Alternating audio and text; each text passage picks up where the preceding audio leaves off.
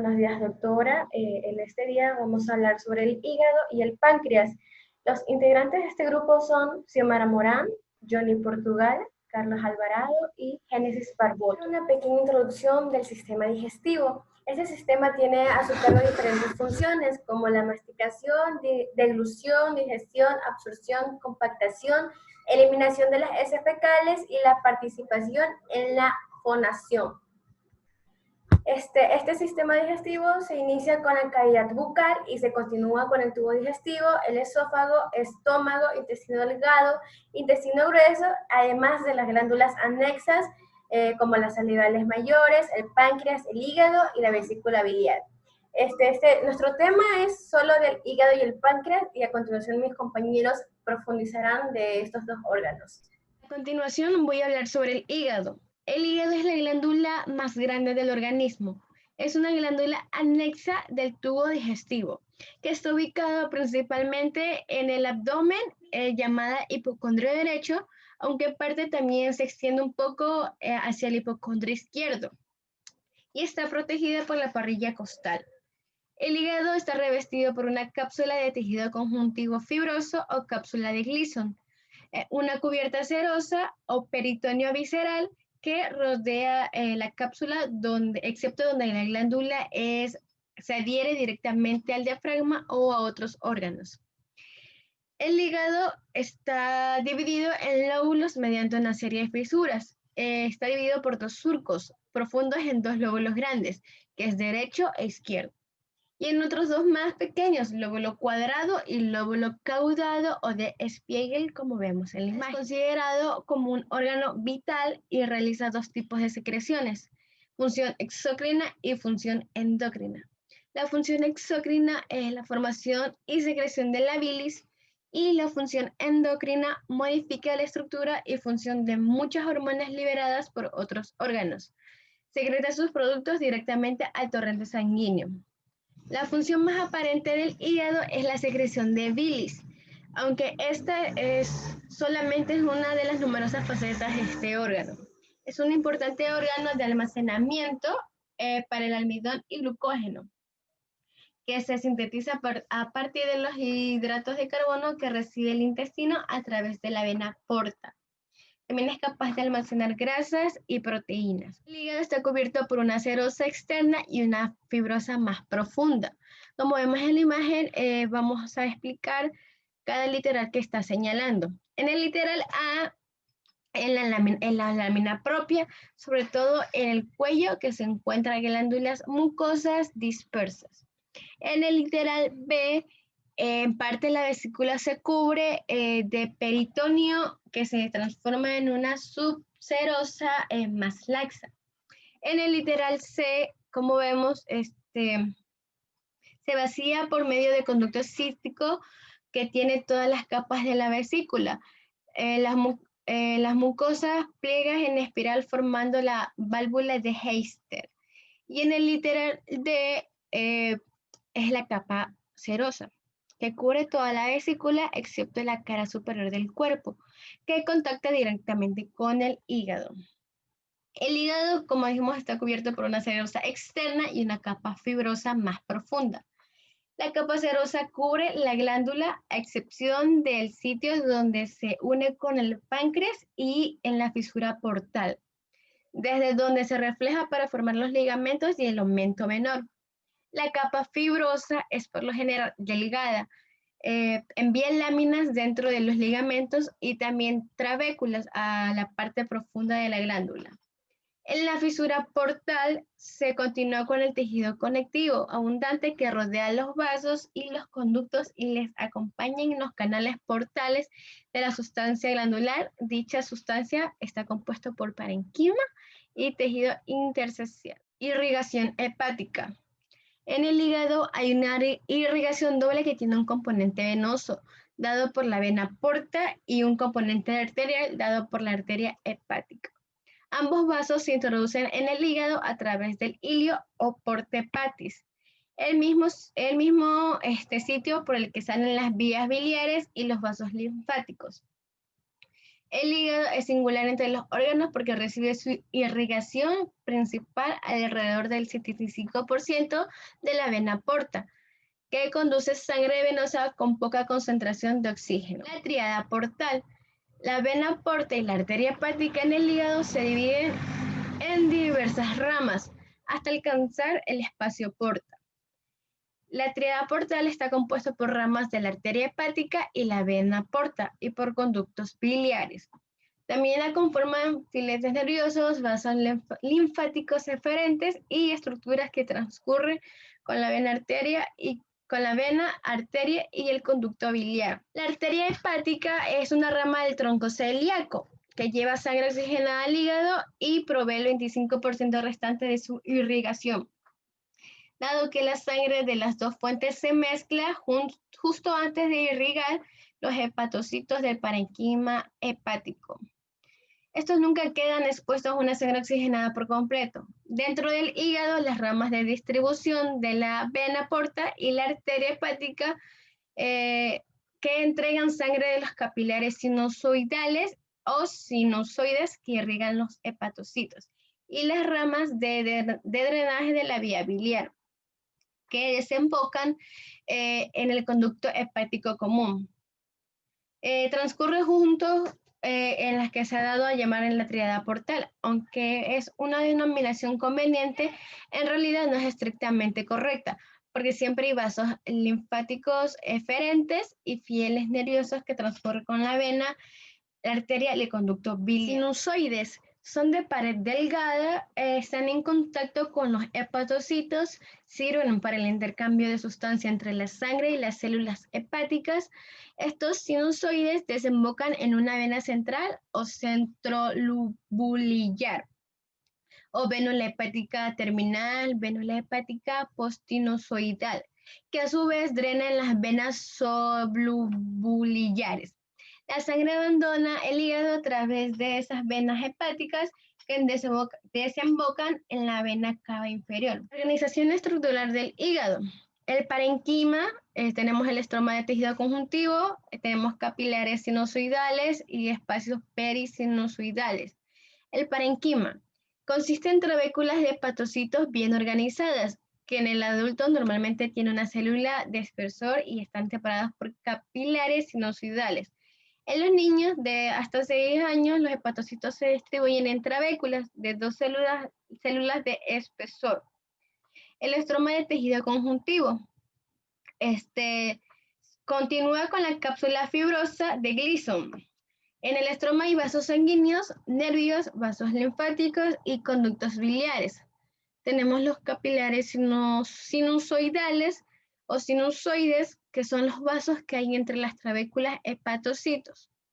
Y por último tenemos espacios perisinusoidales o espacios de Dice, que están situados entre el endotelio sinusoidal y los hepatocitos. Con esta información como base, ahora podemos considerar varias formas de describir la organización de estos elementos estructurales para comprender las funciones principales del hígado. En los lobulillos hepáticos hay 3 maneras de describir la estructura del hígado. Tenemos el lobulillo clásico, el lobulillo portal y el ácino lobulillo clásico. Este es el modo tradicional de considerar la organización del parénquima hepático y puede verse con relativa facilidad. Tiene su fundamento en la distribución de las ramas de la vena porta y de la arteria hepática dentro del órgano y en el trayecto que sigue la sangre proveniente de ella al irrigar finalmente los hepatocitos. El lobulillo hepático clásico se ve en los cortes como una masa de tejido más o menos hexagonal. A continuación tenemos una imagen comparativa entre el cerdo y el humano. En algunas especies, por ejemplo en el cerdo, el lobulillo clásico se identifica con facilidad porque los espacios portales están conectados entre sí por capas bastante gruesas de tejido conjuntivo. En cambio, en los seres humanos, lo normal es que haya muy poco tejido conjuntivo interlobulillar. Y es necesario que, cuando se examinan cortes histológicos del hígado, se tracen líneas imaginarias entre los espacios portales que rodean una vena centrolobulillar para darse una idea del tamaño del lobulillo clásico. El lobulillo portal pone de relieve las funciones exógenas del hígado. La principal función exógena del hígado es la secreción de bilis. En consecuencia, el eje morfológico del lobulillo portal es el conducto biliar interlobulillar de la tríada portal del lobulillo clásico. Sus bordes externos son líneas imaginarias trazadas entre las tres venas centrolobulillares más cercanas a esa tríada portal. Estas líneas definen un bloque de tejido más o menos triangular que incluye aquellas porciones de los tres lobulillos clásicos que secretan la bilis que drena en su conducto biliar axial. El ácido hepático tiene dos ejes, eje menor y eje mayor, y está dividido en tres zonas que son zona 1, 2 y 3. Es la unidad estructural que provee la mejor concordancia entre perfusión sanguínea, actividad metabólica y patología hepática. El ácido hepático tiene forma romboidal y es la unidad funcional más pequeña del parénquima hepático. El eje menor del ácido está definido por las ramas terminales de la tríada portal que siguen el límite entre dos lobulillos clásicos. El eje mayor es una línea perpendicular trazada entre las dos venas centrolobulillares más cercanas del eje menor. Por lo tanto, en una vista bidimensional, el ácido hepático ocupa parte de dos lobulillos clásicos contiguos. Tenemos la zona 1, es la más cercana al eje menor, y la irrigación proviene de las ramas penetrantes de la vena porta y de la arteria hepática. La zona 3 es la que está más lejos del eje menor y más cerca de la vena centrolobulillar. Esta zona corresponde al centro del lobulillo clásico, cuyos hepatocitos rodean la vena centrolobulillar. Y por último, la zona 2, entre las zonas 1 y 3, pero no tiene límites ni vasos sanguíneos del parénquima. Los vasos sanguíneos que están en los espacios portales se denominan vasos interlobulillares. Solo los vasos interlobulillares que forman las tríadas portales más pequeñas envían sangre hacia los sinusoides. Los vasos interlobulillares mayores se ramifican en vasos de distribución que están situados en la periferia del lobulillo. Estos vasos de distribución emiten vasos de entrada hacia los sinusoides. En los sinusoides, la sangre fluye en forma centrípeta hacia la vena centrolobulillar. La vena centrolobulillar transcurre a lo largo del eje central del lobulillo hepático clásico. Aumenta su calibre conforme avanza a través del lobulillo y desemboca en una vena sublobulillar. Las células del hígado tenemos que son los hepatocitos, las células de Kupffer, los lipocitos perisinusoidales, las células de Ito o las células estelares, y tenemos las células endoteliales. Las células de Kupffer pertenecen al sistema fagocítico mononuclear, derivan de los monocitos, forman parte del revestimiento del sinusoide, sin embargo no están unidas a las células endoteliales vecinas. Participan en la degradación final de algunos eritrocitos dañados o envejecidos, y en el citoplasma hay fragmentos de eritrocitos y de hierro en forma de ferritina. Espacio perinusoidal o espacio de Dice. Es el sitio de intercambio de materiales entre la sangre y los hepatocitos. Los hepatocitos proyectan pequeñas microvellosidades hacia este espacio. Las proteínas y las lipoproteínas sintetizadas en el hepatocito se transfieren a la sangre a través de este espacio. Todas las secreciones hepáticas, excepto la bilis, siguen esta vía. Las estrelladas hepáticas. El lipocito perisinusoidal almacenan lípidos y vitamina A en forma de ésteres retinílicos dentro de inclusiones lipídicas citoplasmáticas. Se liberan de forma de retinol unido a RBP y se transporta hasta la retina. La vesícula biliar es un saco distensible con forma de pera que en los seres humanos puede llegar a medir alrededor de 50 mililitros de bilis. Está adherida a la superficie visceral del hígado y es un derivado secundario del intestino embrionario porque se origina como una evaginación del conducto biliar primitivo que comunica el primordio hepático con el intestino en desarrollo. Ciertas hormonas secretadas por las células enteroendocrinas del intestino delgado en respuesta a la presencia de heteroendocrinas de grasas en la región proximal del duodeno estimulan las contracciones del músculo liso vesicular. Como consecuencia de estas contracciones, la bilis concentrada se expulsa hacia el colécodo que la conduce hasta el duodeno. La superficie de la mucosa consiste en un epitelio simple cilíndrico. El páncreas es un órgano retroperitoneal. Es una glándula que atraviesa la línea media del cuerpo hasta el hilo del vaso. Consta de cuerpo, cabeza y cola. En su interior el conducto pancreático, también llamado Wirsung, recorre toda su longitud y desemboca en la ámpula de Vater en el duodeno. Desembocadura que es una reguladora por el esfínter de Oddi. Además contiene un conducto accesorio llamado Santorini. Esta glándula está envuelta en una cápsula de tejido lapso que la divide en lobulillos. Dentro de estos, un estroma de tejido conjuntivo, también lapso, rodea las unidades parenquimáticas, y entre los lobulillos se encuentran los grandes conductos, vasos y nervios. Tiene dos componentes, que es el componente exocrino en toda la glándula, encargado de sintetizar y secretar enzimas para la digestión, y tenemos el componente endocrino, que está dado por los islotes de Langerhans, dispersos que sintetizan insulina, glucagón, que van directamente secretados hacia la sangre. En esta laminilla podemos observar lobulillos separados por tabiques de tejido conjuntivo continuo como la cápsula. Además, los acinos exocrinos y sus sistemas de conductos intralobulillares en todo el parenquima se muestran siluetas rodeadas pálidas correspondientes a los islotes de Langerhans. En la siguiente laminilla observamos el parenquima exocrino, islotes de Langerhans, así como tabiques de tejido conjuntivo, vasos sanguíneos o conductos. Aquí vemos un esquema de cómo se compone un conducto colector.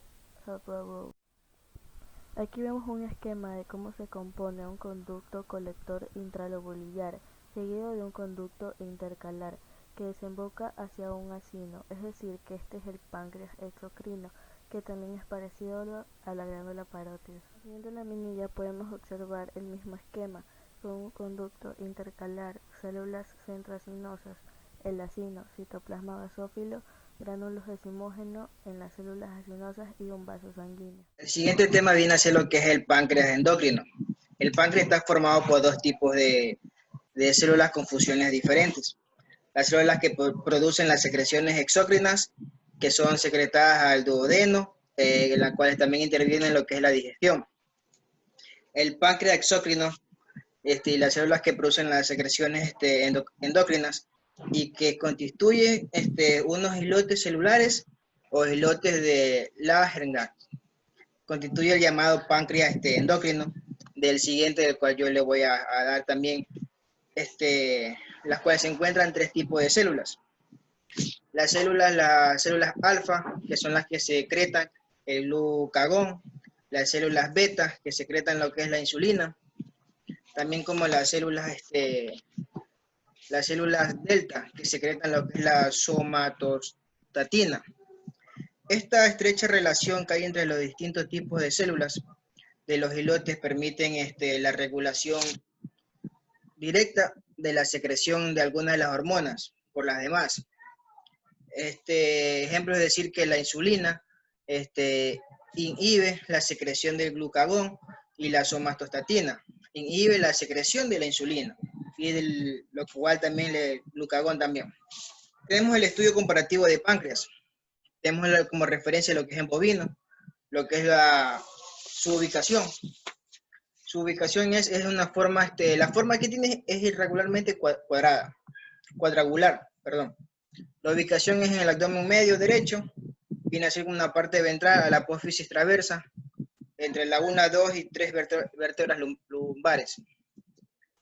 Las partes que tiene es cuerpo y lóbulo derecho e izquierdo. Tenemos lo que es en el equino también. La ubicación de se encuentra en el abdomen anterior derecho, a las vértebras torácicas.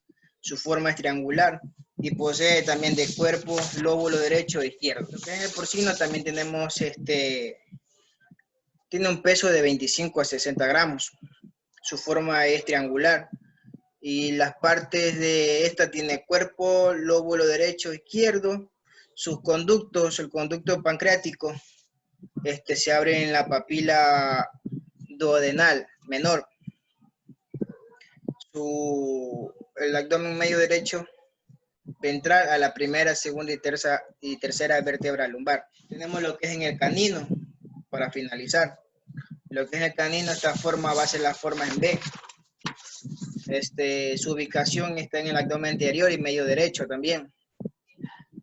Tiene como partes de él, tenemos también como cuerpo, el lóbulo derecho e izquierdo, como todas las anteriores. Su ubicación está entre ventral a las últimas costillas y primeras vértebras lumbares. Gracias.